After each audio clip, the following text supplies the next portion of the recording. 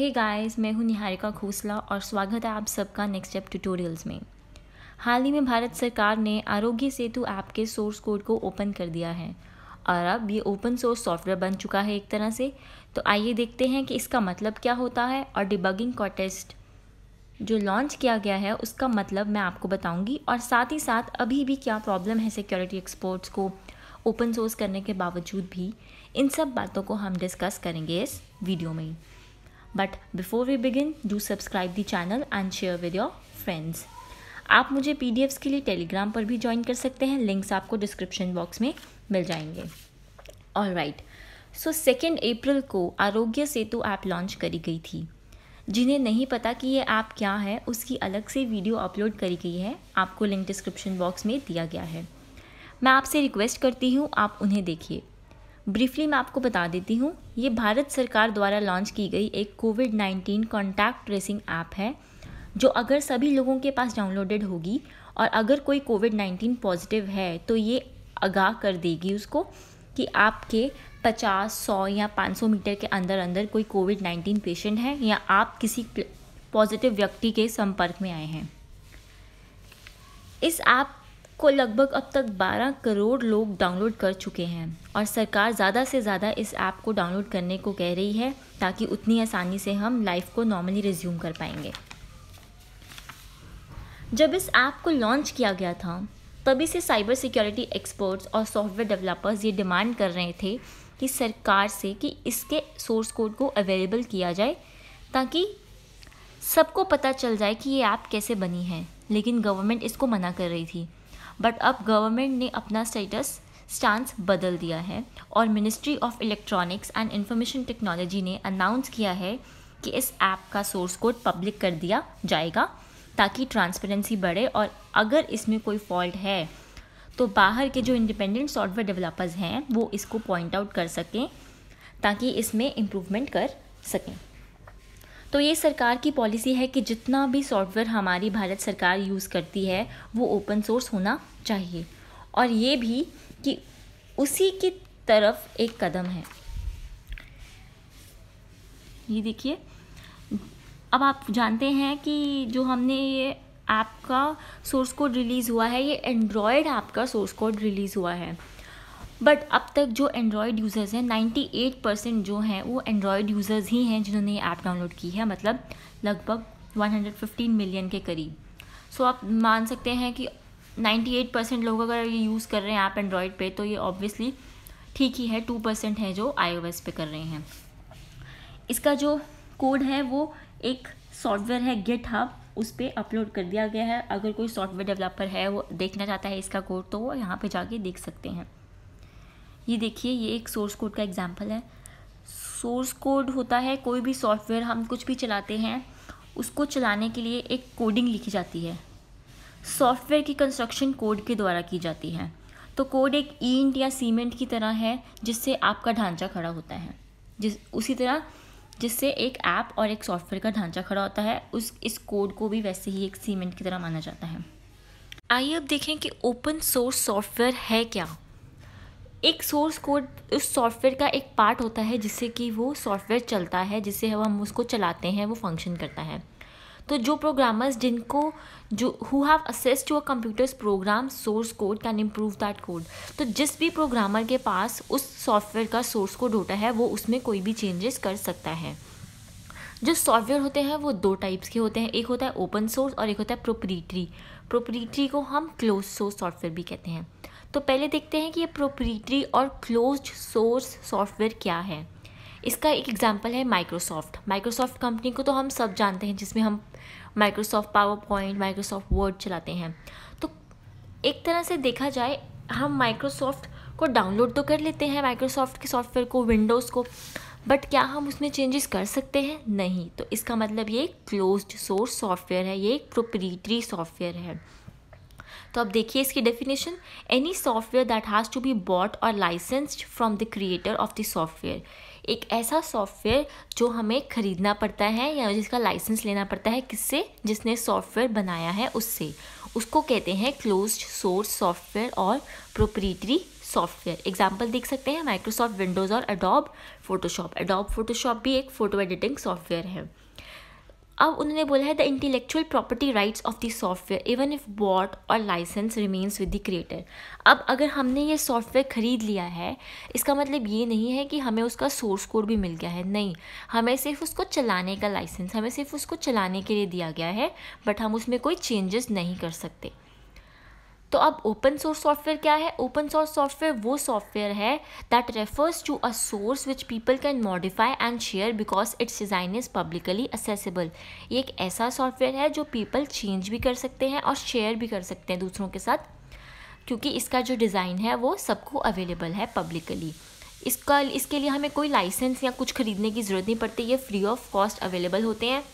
इसका जो source code होता है ये सबके लिए ओपन होता है ताकि हम डाउनलोड करके उसमें चेंजेस कर सकें, उसमें इम्प्रूवमेंट ला सकें या कुछ भी।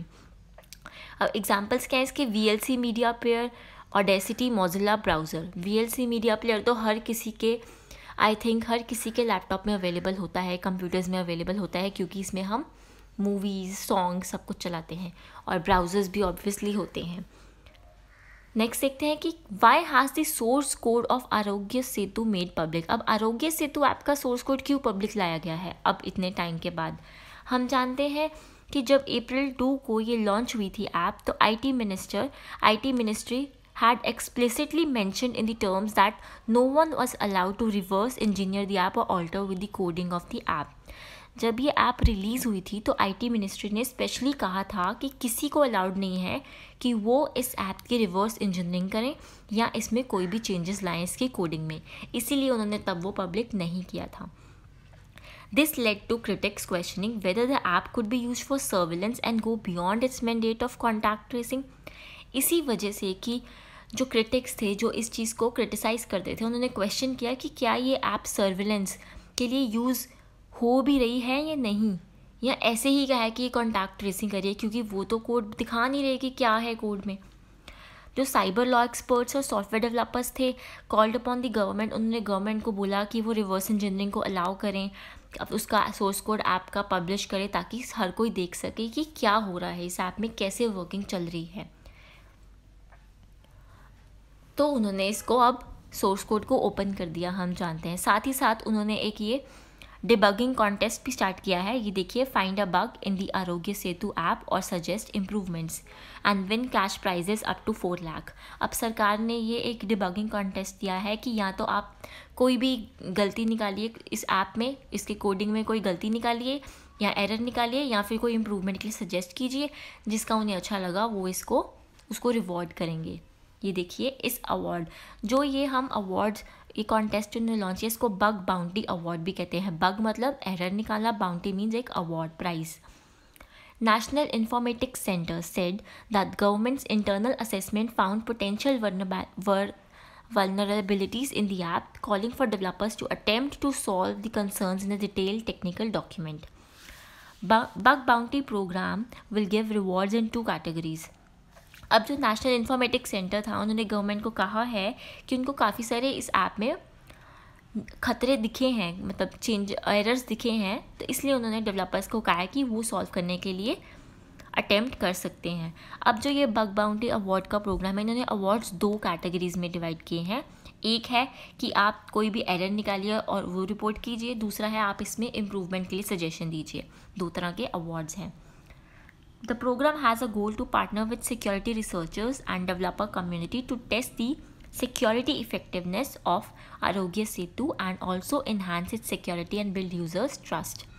ये प्रोग्राम जो है ये एक डेवलपर को कहता है कि आप इसकी सिक्योरिटी इफेक्टिवनेस की, ये कितना सिक्योर है उसको भी टेस्ट कीजिए ताकि ये इसकी और हम सिक्योरिटी को इन्हांस कर सकें और यूज़र पे ट्रस्ट बना सकें। It also aims at encouraging the Indian developer community to find security flaws in the app and get reward. ये भी कहता है कि आप सिक्योरिटी, जो हमने सिक्योरिटी इम्प्रूव डाली हुए हैं इसमें फीचर्स, उनको भी, उसमें भी आप कमियां निकाल सकते हैं या इम्प्रूवमेंट दिखा सकते हैं और आपको रिवॉर्ड मिल जाएगा। तो आप देख सकते हैं ये भी बहुत अच्छी बात करी है हमारी सरकार ने। अब अगला क्वेश्चन ये अराइज होता है कि शुड अ गवर्नमेंट सॉफ्टवेयर भी ओपन सोर्स? क्या जो सरकार की तरफ से सॉफ्टवेयर लॉन्च होया होता है उसको ओपन सोर्स रखना चाहिए? IT ministries own policy, IT minister की खुद की पॉलिसी जो 2016 में बनी थी, वो भी कहते हैं कि जो सरकार सॉफ्टवेयर यूज़ करती है वो ओपन सोर्स ही होना चाहिए, क्योंकि लोगों को पता चलता है कि क्या जो उन्होंने सॉफ्टवेयर चलाया है वो चल भी रहा है। हम सब क्वेश्चन करते हैं कि इन्होंने बना तो दिया है, इन्होंने कौन सा हमें दिखाया है। सो इसलिए उन्होंने बोला कि ये एक उनकी पॉलिसी है, IT मिनिस्ट्री ने 2016 में ही बना दी थी कि गवर्नमेंट का सॉफ्टवेयर ओपन ही रहना चाहिए। फिर भी द मिनिस्ट्री हैड इनिशियली, बस शुरू में उन्होंने आरोग्य सेतु ऐप के सोर्स कोड को शुरू में बैन किया गया था, नहीं लॉन्च किया था रिवर्स इंजीनियरिंग के लिए। क्या अभी भी इसमें कोई कॉम्प्लिकेशंस हैं? क्या अब सब ठीक है? जी नहीं, अभी भी प्रॉब्लम्स आ रही हैं, क्योंकि गवर्नमेंट ने उसने सर्वर साइड कोड ऐप का नहीं रिलीज़ किया है। सर्वर साइड कोड वो होता है जहाँ पे डाटा की सेंडिंग और प्रोसेसिंग होती है, वो सर्वर साइड होता है। तो by accessing to the server side data, individuals can check whether data provided to the app is flowing directly to the servers or not. क्योंकि अगर सर्वर साइड डाटा ही होता है जो चेक करता है, जिससे चेक किया जा सकता है कि क्या जो यूज़र्स ऐप में डाटा डाल रहे हैं, अपनी इन्फॉर्मेशन डाल रहे हैं, वो सही जगह जा रही है जहाँ जानी चाहिए कि नहीं। तो इस चीज़ का भी अभी कोई सॉल्यूशन नहीं है, क्योंकि उन्होंने सर्वर साइड डाटा अभी रिलीज़ ही नहीं किया, उन्होंने क्लाइंट साइड का डाला है।